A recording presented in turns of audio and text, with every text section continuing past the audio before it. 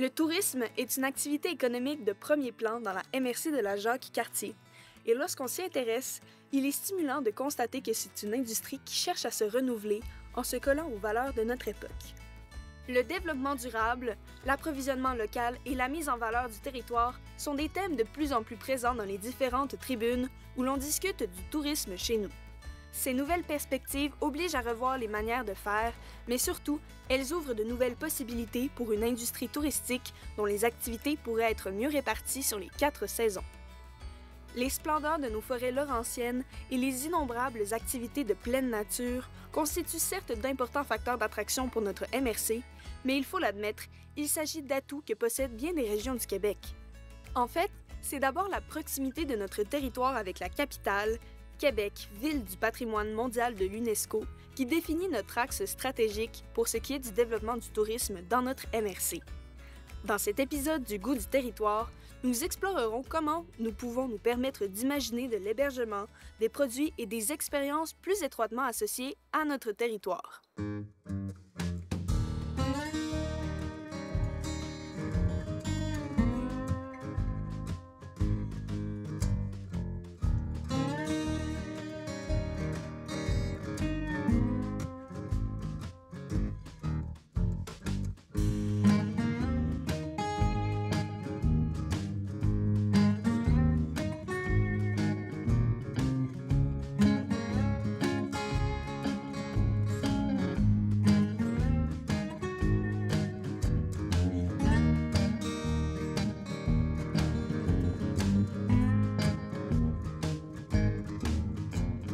Cet épisode du Goût du territoire vous est présenté par l'Érablière du lac Beauport, Bûcheron Service, qui offre un service clé en main de l'abattage à la mise en valeur de votre bois, ainsi que les entreprises forestières Serge Bureau, qui offre maintenant des services d'accompagnement pour vos projets d'acériculture. Marco Gilbert est le mentor de l'équipe du Goût du territoire en ce qui concerne la production de sirop d'érable. C'est lui qui nous a inspirés pour développer nos activités acéricoles à Tewksbury, dans la vallée de la Jacques-Cartier.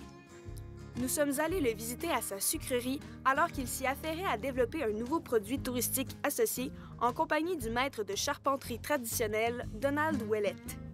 2 rencontres qui permettent de voir que le patrimoine, ce n'est pas qu'une affaire du passé.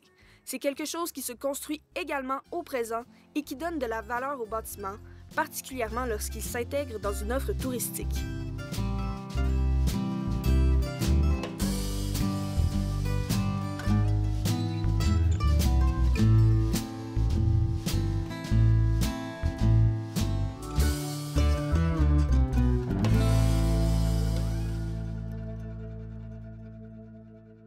On est dans mon érablière. C'est une érablière que j'exploite avec mon père depuis 35 ans. Ça fait que mon père est décédé, j'ai pris la relève. Puis depuis que j'étais jeune, comme mon père disait, ces arbres-là, on les garde au cas où, à un moment donné, il arrive un accident avec la cabane à sucre, puis ça brûle.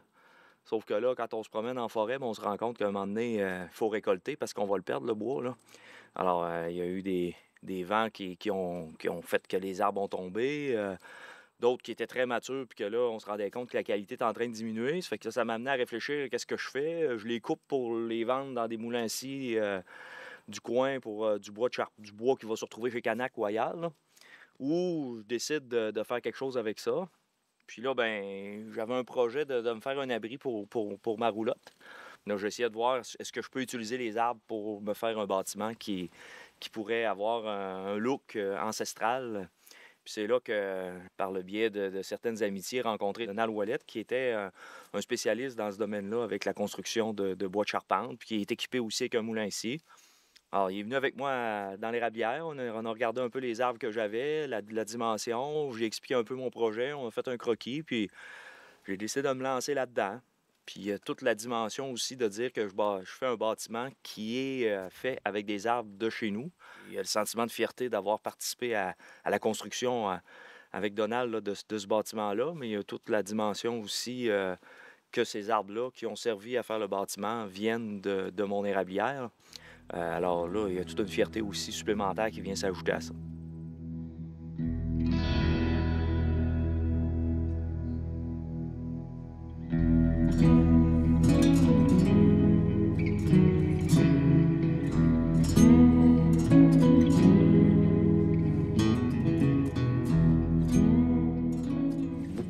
adorent ça aussi, être dépaysés d'un bâtiment, là. Même si c'est pour ça qu'il y a quand même beaucoup de pourvoiries là, qui savent qu'il y a une différence entre ça et un kit tout fait en usine ou encore des maisons conventionnelles. Ça rajoute beaucoup à avoir un bâtiment qui est dans son milieu. Pour les doutes que les gens peuvent avoir sur leurs compétences ou leur capacité, moi, je fais avec, là. C'est moi qui m'adapte. Mais s'ils veulent se faire aider, c'est qu'ils ont déjà confiance en eux, généralement. Puis même s'ils n'ont pas une grosse confiance, ils ont au moins confiance en moi. Ils se surprennent eux-mêmes aussi qu'ils vont gagner la confiance, puisque ben oui, ça fonctionne, on est capable d'avancer. Puis plus ça va, plus ce qui paraissait difficile, que finalement, ben c'est pas long, ça rentre dans la tête, là, puis ça fait son cheminement.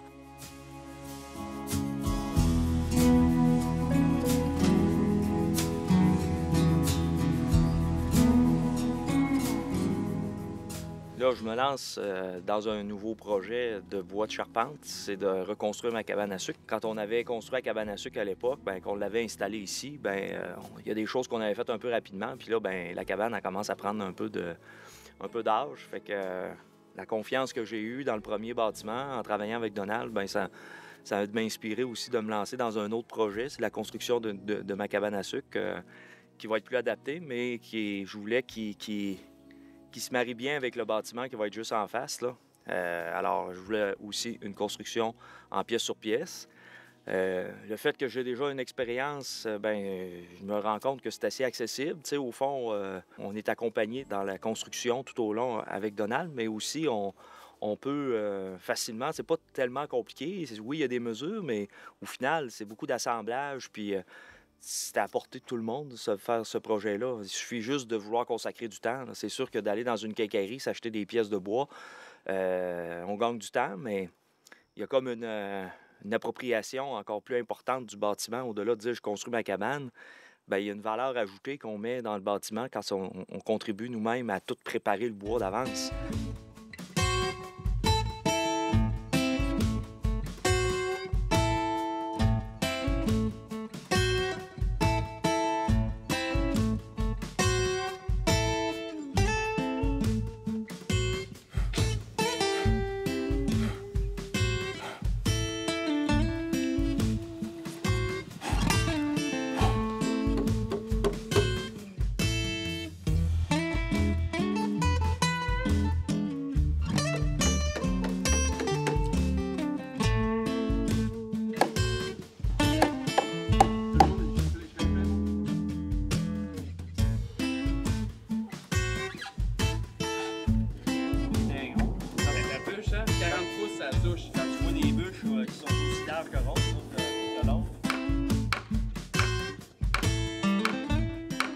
Ça faisait une dizaine d'années, moi, que j'étais dans la cabane à sucre. Ça fait que je commençais à connaître un peu les besoins. C'était une cabane à sucre qu'on avait déjà quand on a acheté les rabières en 86. C'est une cabane à sucre qui existait déjà, qui avait probablement une quarantaine d'années, j'évalue à peu près. C'est une cabane à sucre qui avait été conçue à l'époque pour courir dans les rabières avec les chevaux, puis vider la tonne à chevaux. Alors, c'était un espace qui était plus restreint parce qu'à l'époque, il n'y avait pas tous les équipements d'aujourd'hui. Il y avait un évaporateur puis un bassin à l'intérieur. Ça fait que nous autres, on avait déplacé cette cabane à sucre-là qu'on avait installée rapidement sur un plancher de béton fait un peu rapidement. Là, après un certain temps, le plancher avait commencé à craquer. L'espace commence à manquer parce que maintenant, on a tous des systèmes pour filtrer le sirop d'érable, séparer l'eau d'érable, des réservoirs pour le filtrat, des réservoirs pour la sève qui arrive, des réservoirs pour la sève à faire bouillir.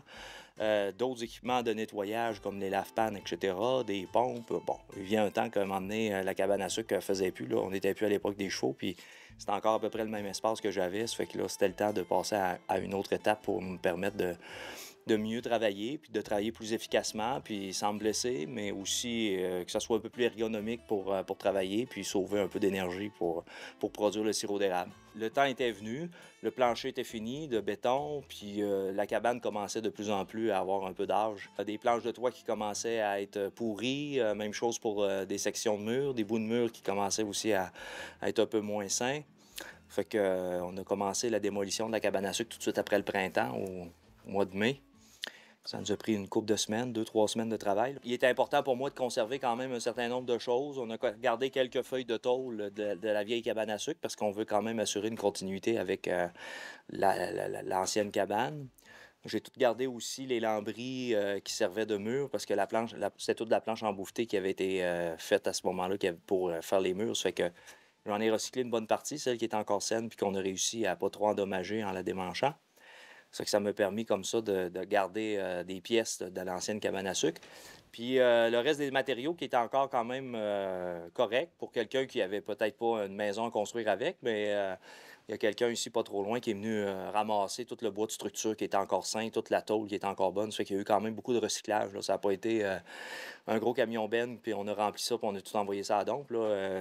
J'ai eu un conteneur, un tout petit conteneur de déchets. Le reste, ça a tout été du ramassage, puis du recyclage, puis de façon assez écologique, disons ça.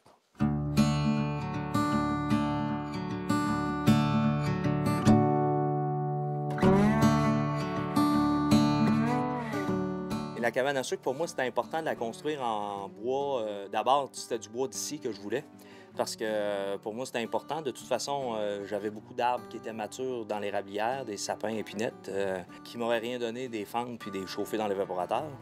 Alors là, c'était des arbres d'une centaine d'années, croissance très lente, qui étaient prêts à récolter. Ils avaient commencé à casser au vent puis à déraciner. Ça fait que j'ai récolté ça au mois de décembre passé. En longueur, que j'ai tout amené dans le cours de ma cabane à sucre. Puis après ça, là, c'est là qu'on a commencé à travailler avec Donald pour déterminer les longueurs que j'avais besoin pour faire une construction en timber frame.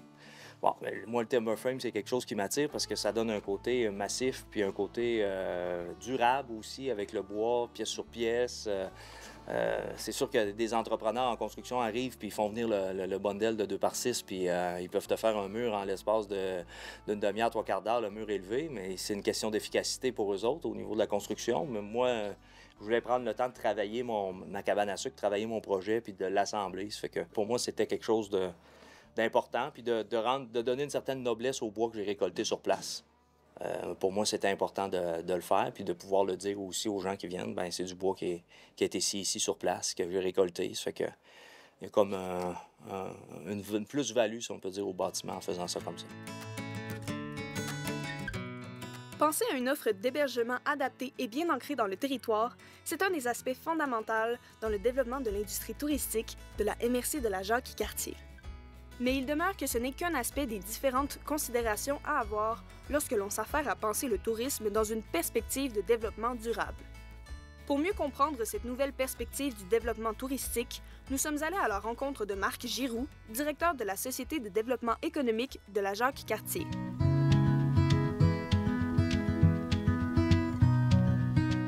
Tu t'en vas faire une randonnée pédestre.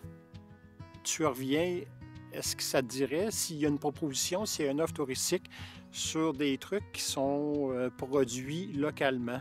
Il va falloir, comme on dit, avoir une certaine éducation. C'est sûr, c'est quelqu'un qui veut s'enligner dans de la production, mise en valeur de produits forestiers non ligneux. C'est certain, ça va prendre des autorisations du MAPAC parce que la cuisine doit être, comment dire, AAA et tout le tralala.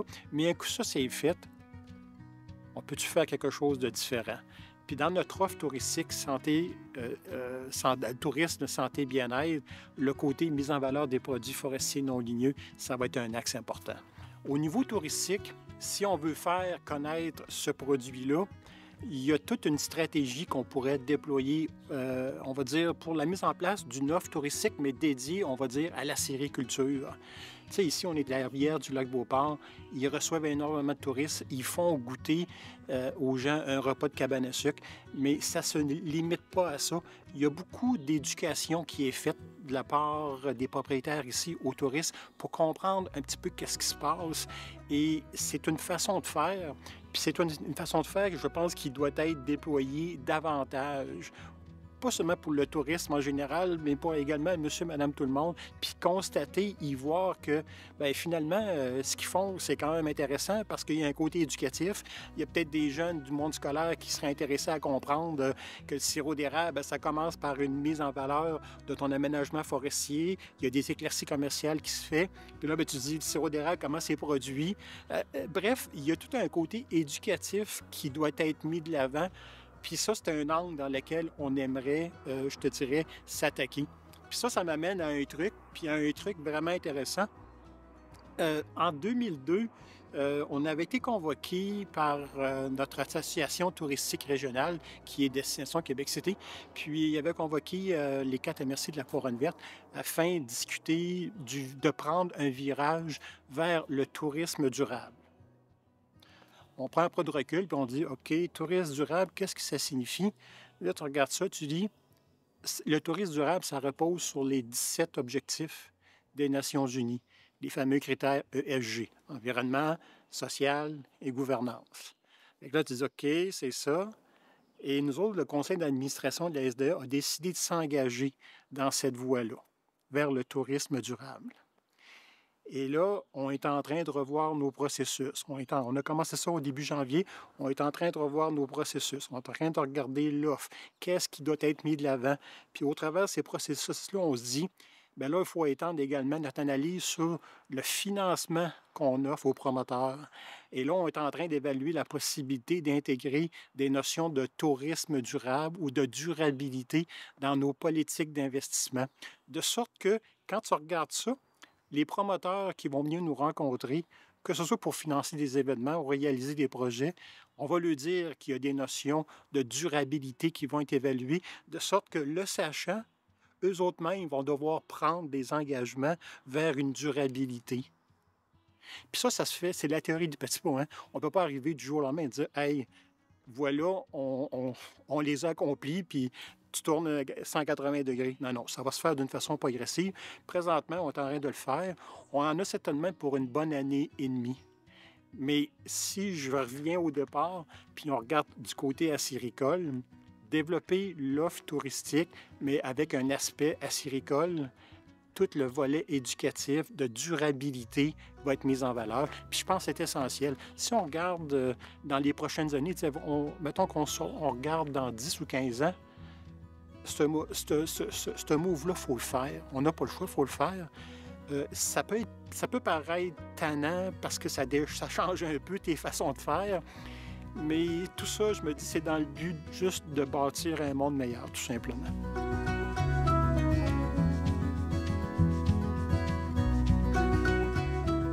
Un projet en amène souvent un autre, et c'est ce qui s'est passé dans l'érablière de Marco Gilbert, alors qu'il travaillait sur le renouvellement des bâtiments de ses installations acéricoles. Sa conjointe, Valérie Demers, a su voir dans l'esprit de changement qui régnait dans la sucrerie de son amoureux. Elle a su voir qu'il y avait de nouvelles perspectives pour explorer une piste qui la passionnait plus personnellement et qui se greffait bien au site de la cabane à sucre. Elle-même artisane, elle a développé un concept de marché de Noël extérieur qui se déploie dans l'érablière avec une offre d'artisanat, de produits du terroir et de prêt-à-manger dont l'ambiance est tout simplement féerique. Une idée à succès qui a attiré les foules dès la première édition, qui invite à repenser comment des usages complémentaires des espaces agricoles peuvent venir appuyer l'industrie touristique. La sériculture, premièrement, je savais même pas ce que c'était. Moi, je savais qu'on pouvait avoir du sirop pour manger avec nos crêpes, tout simplement. Mais mon chum, là, tu sais, lui, il vivait en Beauce. Nous, c'était plus en ville. Donc, on pouvait aller à la cabane à sucre une fois par saison avec la famille, mais ça s'arrêtait là. Savoir comment ça se faisait, toutes les règles de base pour faire le fameux hors-blond, là, je connaissais pas ça. Donc, Marco me fait découvrir ça un petit peu. On commence à se fréquenter, puis là, je vois que pour lui, c'est vraiment une passion. Mais moi, un érable, c'est un arbre comme les autres. Alors, c'est pas quelque chose qui m'intéressait, mais qu'il y a une expression qui dit « Marie prend pays ». Bien là, c'est un peu ça, mais avec les érables puis la sériculture, la cabane à sucre. Après ça, viennent les enfants. Bien là, c'est vraiment une autre partie, là, avec tout ça. Des jeunes enfants, on va à la cabane à sucre. Heureusement, heureusement, c'est une cabane à sucre quand même qui est accessible, elle n'est pas loin dans le bois. Mais il reste que les 3 filles, donc pour une journée, on apporte peut-être 6 pantalons de neige. Fait que lui, il fait bouillir pendant que maman s'occupe des enfants. Alors, le goût de la cabane, c'était plus l'ouvrage qui venait derrière tout ça. Mais les filles s'amusaient. Mon autre grand garçon, Marco, lui, s'amusait comme un petit fou aussi. En 2009, quand mon beau-père est décédé, là, c'est un peu différent. Je vois que Marco s'investit davantage, va prendre des cours d'entaillage. Puis là, je me dis, OK, c'est vraiment, tu sais, un rythme, une vie qu'il veut avoir. Puis moi, ben, tu sais, je veux dire, hein, on veut rester avec l'homme qu'on aime. Donc, j'ai dit, OK, on va essayer de développer, qu'est-ce que je pourrais faire avec ça? Et puis là, on achète la cabane. Puis là, je me dis, ah! Tiens, je vais y aller au niveau déco. Moi, j'aime beaucoup faire des arts et tout et tout. Fait que là, j'ai dit, je vais m'investir un peu plus dans la déco. Je me mets à aimer ça. Aussi, on s'amuse à faire des petites capsules vidéo pour faire un peu connaître, vulgariser un peu le métier là, d'acériculteur. Donc là, je m'amuse, je fais ça. Puis je m'informe en même temps. Donc, je trouve ça de plus en plus intéressant. En 2020, on vient d'apprendre 2 semaines avant qui allait rouvrir les marchés de Noël. Donc, celui qui avait lieu au village, dans le village, bien, il n'avait pas eu le temps de se retourner sur Saint-Dicenne puis créer un marché. Mais moi, étant quelqu'un de très créatif, imaginatif, alors j'ai fait ça. Je me suis retournée sur Saint-Dicenne. J'ai appelé des gens que je connaissais. Première édition, c'est un succès. J'ai 20 exposants. Je suis très heureuse. Puis, tu sais, c'est un marché où l'agroalimentaire est mis de l'avant. Fait que la cabane à sucre, les produits d'érable, tout ça fait en sorte que ça devient un beau marché, mais pas un marché de Noël traditionnel qu'on va voir dans les petits villages où on voit des tables où il y a plein de gens qui créent les mêmes choses. Tu sais, c'est vraiment, on essaie d'être diversifié puis de promouvoir les produits de la région, mais juste de marcher à travers les exposants. Puis en plus, on a la chance d'aller à l'intérieur de la cabane, donc c'est vraiment un beau moment.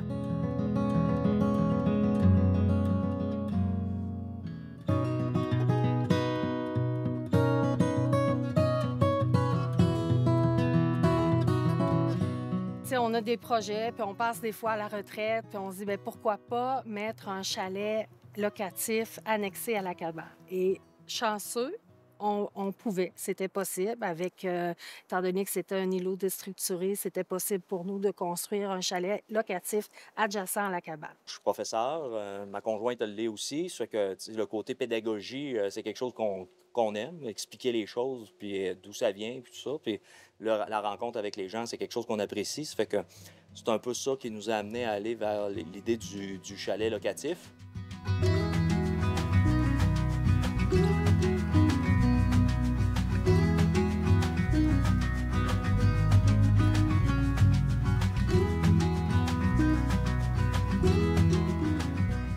Le Shack de la Veuve va permettre aux gens qui ont envie de visiter l'érablière de venir nous voir, de traverser. On devient comme agro-touristique, mais des propriétaires accessibles. Alors, on a des questions, les gens vont venir nous voir, c'est déjà commencé. On vous leur fait visiter tout l'équipement, l'évaporateur, les bassins. Tu sais, c'est un très vieux métier, mais les gens ne savent pas nécessairement comment ça se fait, quel équipement on va avoir besoin. Pour les gens qui sont habitués de voir la canne de sirop dans l'étagère à l'épicerie, c'est très différent. Donc, eux autres, pour eux, c'est vraiment de s'impliquer. Donc, on va leur donner du sirop qui a coulé durant la saison. J'ai même des petits-enfants qui vont se promener dans l'érablière avec Marco, puis ils vont faire un gros colleux à l'arbre. On leur met un foulard à cet arbre-là, puis l'érable porte le nom de l'ami qui lui a fait un colleux. Donc, il y a beaucoup d'amour dans notre érablière. C'est pour ça qu'elle est très productive. Mais donc, c'est vraiment le Shack de la Veuve. Oui, l'agrandissement, on veut faire en sorte que ça devienne accessible. C'est un métier qui devient accessible aux gens. On leur montre comment faire, mais le fait d'être agro-touristique, les deux, qu'on aime parler des passions et tout ça, fait que moi, j'aime parler avec les gens, communiquer avec eux, leur faire vivre de beaux moments, puis surtout lâcher prise. On s'entend qu'on est dans une cabane à sucre, on est sur les terres d'une érablière. C'est apaisant, là, le bois, là, ça peut soulager bien des maux.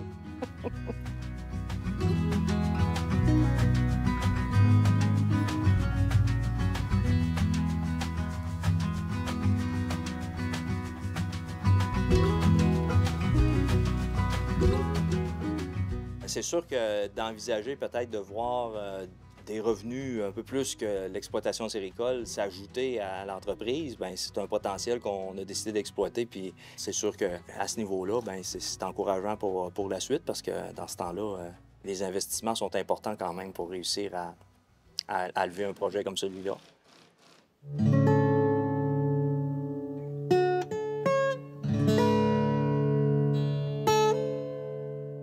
Pour quelqu'un qui rencontre quelqu'un qui a une passion pour les érables, la sériculture, moi, je me dis, prends le temps de l'écouter. Prends le temps de l'écouter. Si c'est une personne qu'il faut vraiment découvre un peu ce que c'est le métier. Oui, c'est un métier qui est très, très prenant. C'est une passion prenante, mais il y a moyen, je crois, de se fondre dans tout ça. Puis même, bien, voyez-vous, moi, j'ai élaboré plein de projets autour de l'érablière. Je dis pas que vous pourrez faire des chalets locatifs pour tout le monde, mais il reste que c'est tellement... c'est un beau produit, mais tu sais, d'être capable de profiter de la nature comme ça, puis de la transformer en quelque chose de délicieux. Oui, il y a beaucoup de travail, mais ça vaut tellement la peine. C'est sûr qu'on ne fera pas découvrir le sirop d'érable au Beauceron, là, mais on peut le faire à plein d'autres gens qui viennent nous visiter un peu partout dans le monde, là.